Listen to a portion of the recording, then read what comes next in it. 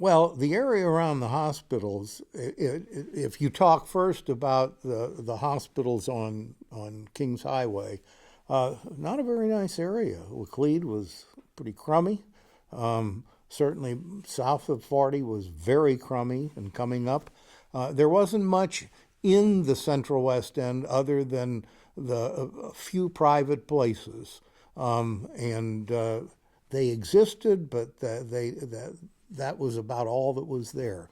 Um, Washington University made an important decision when they determined that they would not relocate the medical school from the Kings Highway campus. And equally important was a decision not to relocate the hospital campus from Kings Highway West.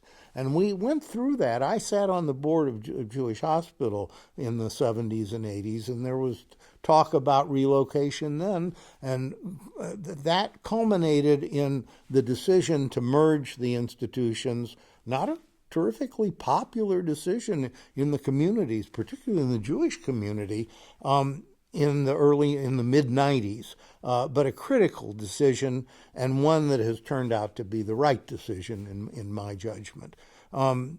Because that then said, we've made a permanent investment. We're going to stay, and if we stay, Orange Jewish and Washington University, we have to make things happen. It had never happened before.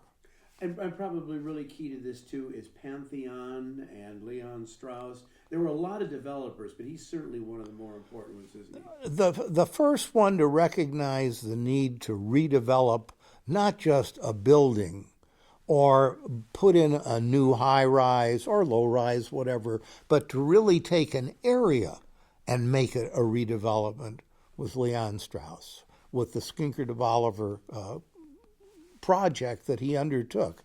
30 acres in the heart of a city that was in terrible shape.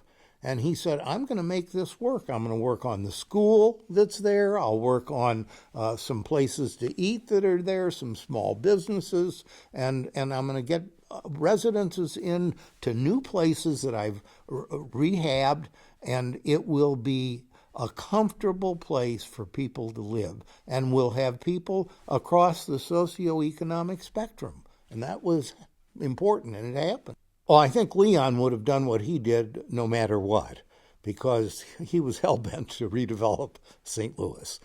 But I think that the balance of the development and the growth beyond Skinker de Bolivar would not have been possible without the university and the medical school. But you could turn that topsy-turvy and say, in a way, I think Leon Strauss caught the attention of the university and the medical school by doing what he did in Skinker de Bolivar, and they suddenly realized, hey, it is possible. We can have people live here. There are areas where we can do student housing. All of that began to happen after Leon started the Skinker de Bolivar project. And guys like Jerry King. Jerry King it was a developer around the Grand Avenue area, and we had several developers who came in. Cervantes was trying to do the Maryland Plaza development. There weren't huge developers. Really, it took the universities and what they did with their major housing drives to make that happen.